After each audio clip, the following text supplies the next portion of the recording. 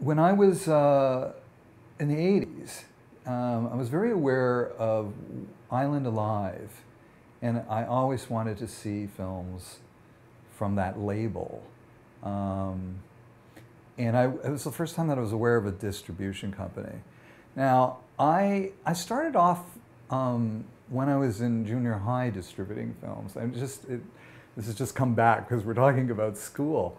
And I used to call up the studios, and you would be able to rent 16 millimeter prints from the studios over the weekend to show at your house, and they would charge you, $50.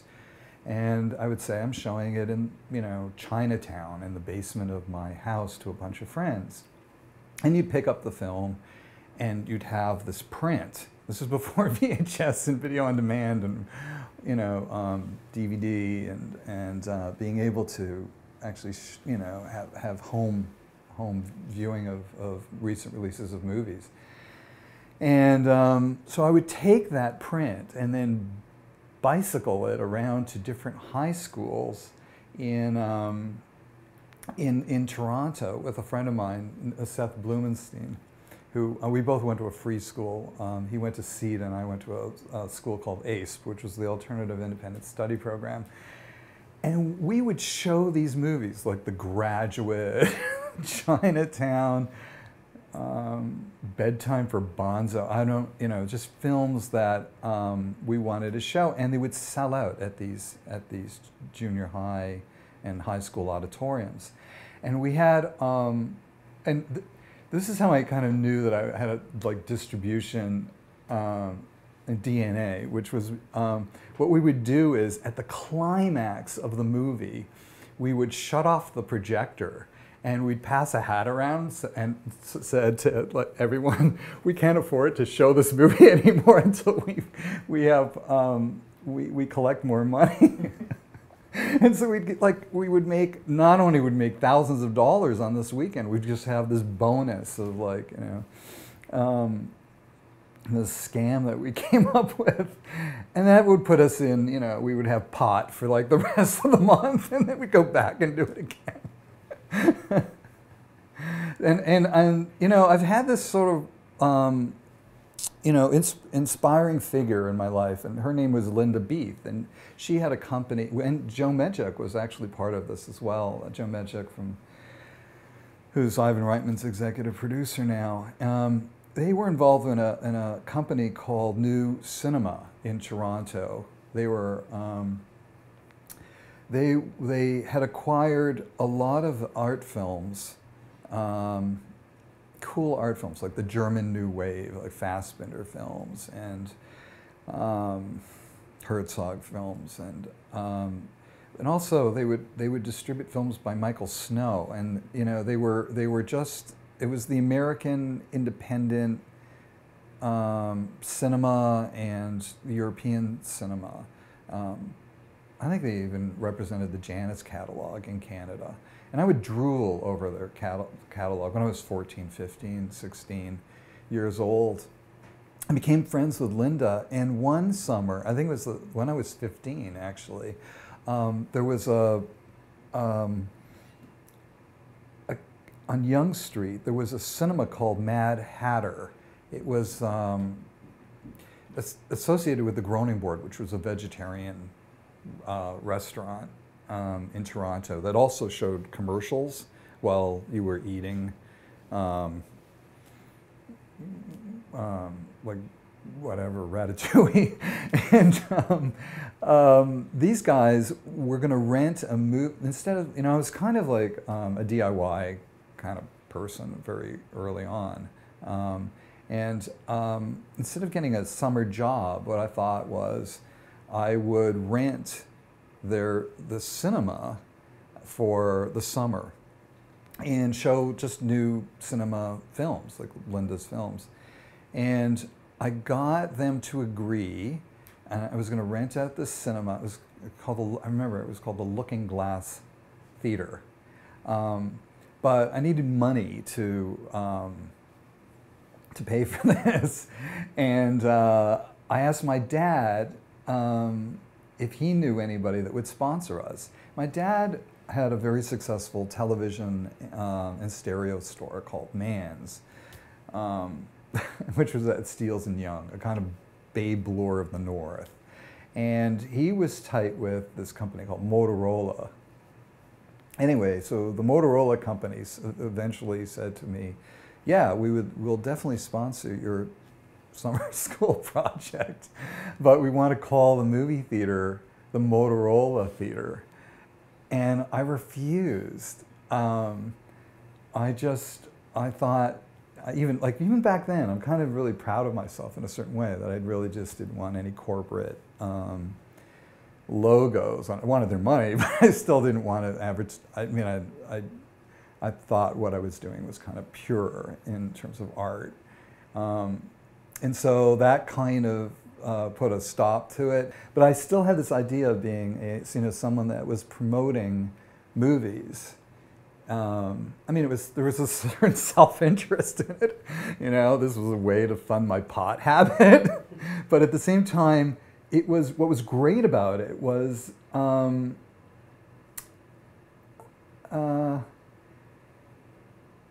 it was a kind of I was a nerd. I was like a film nerd. I went to the Roxy movie theater religiously, and Gary Topp, who ran that cinema, the Garys, who ran the Roxy, were counterculture programming, and I was there all the time. Colin Brunton, who is a producer and filmmaker in Toronto, was an usher there. And all the film freaks went, and I was one of them. And there was there was the period in Toronto we're talking about was like David Beard. There was no Toronto Film Festival. You had the Stratford Film Festival, which was Gerald Pratley, who also was the founder of the Ontario Cinematheque.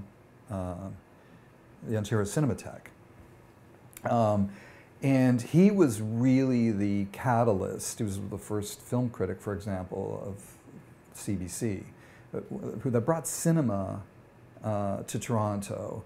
And there was a group of us, David Beard, who had a shop called Cinebooks on Yonge Street on the second floor near Wellesley and Yonge. And I would spend my time browsing books about cinema. And there was a cinema culture that happened out of the repertory movie, the entrepreneurs that like Gary Topp, hippie entrepreneurs. Right down the street was CineCity. Interestingly, I think about it, Dan Weinsweig was an usher there, or he ran it, or I'm not sure. I used to see him. I was so stoned back then I couldn't remember, but he became a distributor for a while, and he became a model for me as well. And I think the inspiration for doing this is really long, but the inspiration for doing this has to be that you love film. We were just cinema junkies, and then you want to turn, and it's like anything, like when you have a really good drug, you want to turn the next person on, just try this. You're gonna love it. And that was and that still is the same motivation that I've had. Flash forwarding to 2003. Films We Like started. Well, that's Films We Like has to do with the basics of what it is that we're doing. These are really not. This is a boutique distribution company, a small distribution company. It wasn't supposed to be a distribution company. It was supposed to be just helping out friends, but of films that we like, that we want other people to see. We're not getting distribution, because, and there's a lot of reasons for that, but. Gary Topp was somebody like Linda Beath and Gary Topp. Those two people were, for me, role models. but in 2003, I'd helped on a movie called The Weather Underground, tangentially. And this film is by a friend, Sam Green and Bill Siegel, and they couldn't find distribution in Canada for their film. So I said, how hard could this be? And I actually hooked up with Gary Taub, who had, at the time, curated a series of programs of ephemeral films or industrial films at the Bloor. And I've always been in touch with Gary throughout the many years of just from the Roxy days to the Edge. And thought about, and I knew nothing about distribution, but I just thought, except for what I did back with my friend Seth in high school. I wasn't about to shut off the movie though in the third reel. Anyway, we were really successful with The Weather Underground, and then this friend of mine, Bill Banning, who runs the Roxy Cinema in San Francisco, said, "Hey, Ron, we have this movie called Rivers and Tides. It's about Andy Goldsworthy, and it made $4 million in the U.S., and there's no Canadian distributor. How about you take it on?" So I went, okay. I mean, I love the movie. It was fantastic. And you know, I adore Andy Goldsworthy. I mean, it's just a complete reaffirmation of life, his art, by experiencing it. And then we did, extraordinarily well with that, releasing that film theatrically. And now we have over 120 films in our catalog.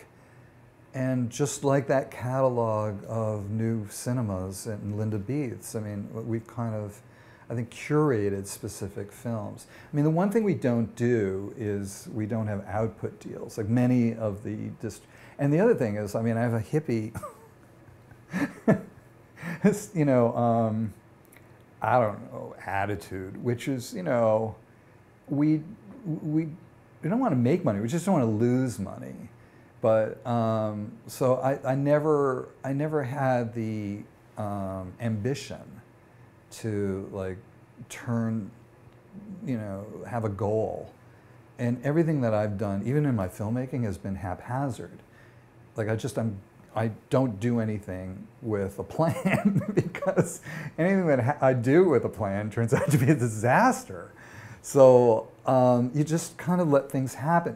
Paul Bowles once said, "Plans make themselves," and it's like that's sort of been our guiding principle here. And the other thing about Films We Like, other than that, just me being someone that is exposed to films, is that we have a board of advisors. I would travel to film festivals because of my filmmaking. So I'd be at Cannes, I'd be in Berlin, and Toronto, and I would see films that just deserved to be in, Canadian audiences should see, felt strongly that they should see these films. And we built up a really great group of people, advisory board. Mark Parenson from CinemaScope is one of them. I mean, his taste is impeccable. Sergio Wolf, who is a programmer at Bafisi from Buenos Aires. Peter Wintonic for documentaries is a programmer at IDFA. And there's like, it's a group of cinephiles. In a way, it's kind of like the band that I had when I was 15 years old.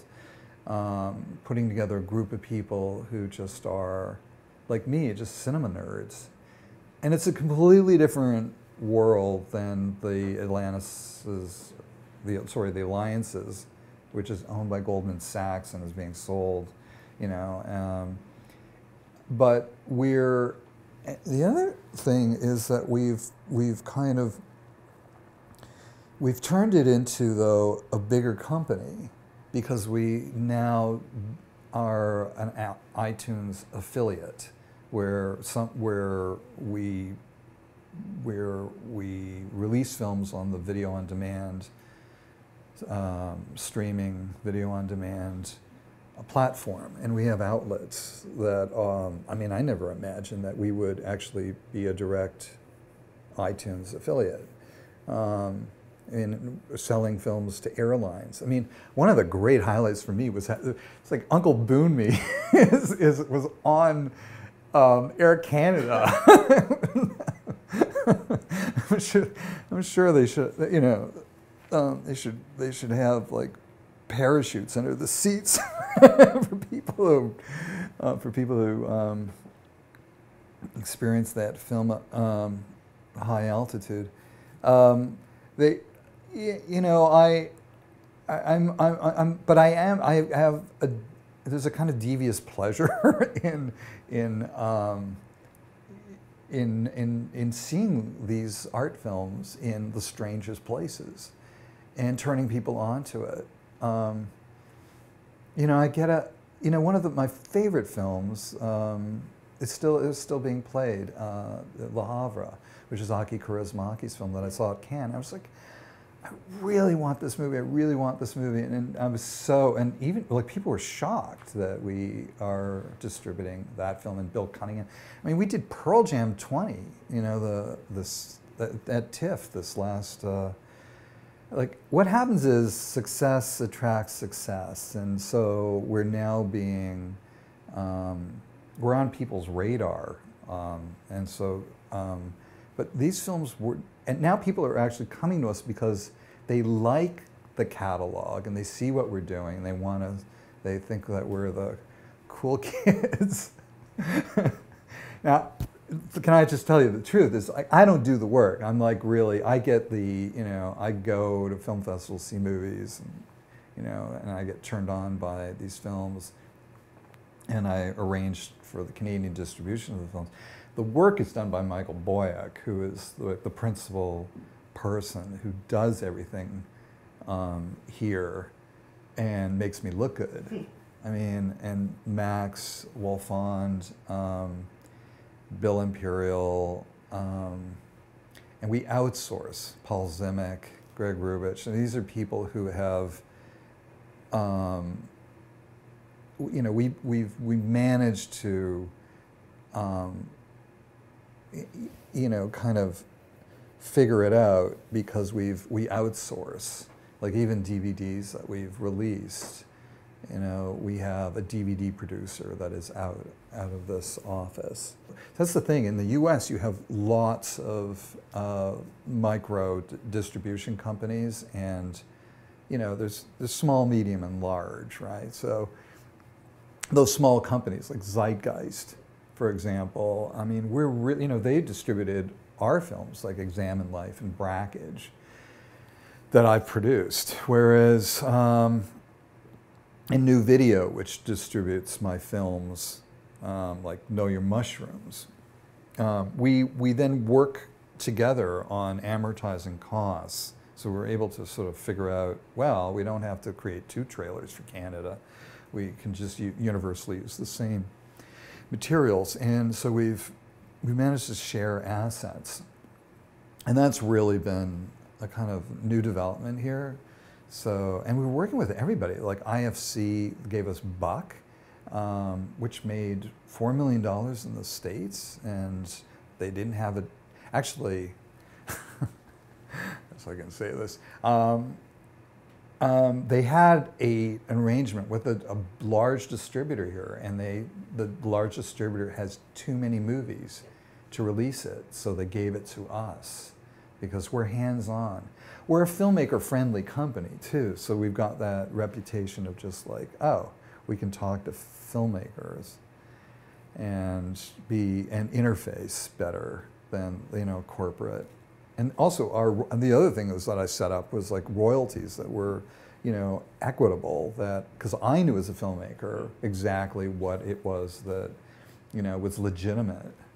You know, D'Antonio, my mentor, besides Gary Topp and Linda Beath, was Emile D'Antonio, who was a political documentary filmmaker, the Michael Moore of his day, and he once said to me that all distributors are liars, crooks, and thieves. He was right. I mean, on my filmmaking, I can't mention who it was, but on the film Confidential, the distributor didn't give us a royalty report for 2 years. And then I said, you know, because I was just happy it was released because it was a filmmaker. And but then someone said, you know, Ron, you know, this company has made lots of money with your movie, and you should like find out. So I phoned them and I said, like, where's the royalty report? And they said, well, we lost the royalty reports. And I went, oh, well, that's okay. Just send me all the DVDs in your catalog. I'll be fine. The next day I got all these like DVDs and oh my God, I'm like so stupid. Anyway, this happens a lot, you know. So many companies that, you know, they take your film and they say goodbye. And I wasn't going to be like that. So I mean, that, you know, there's a certain ethics we had to like apply, like from day one.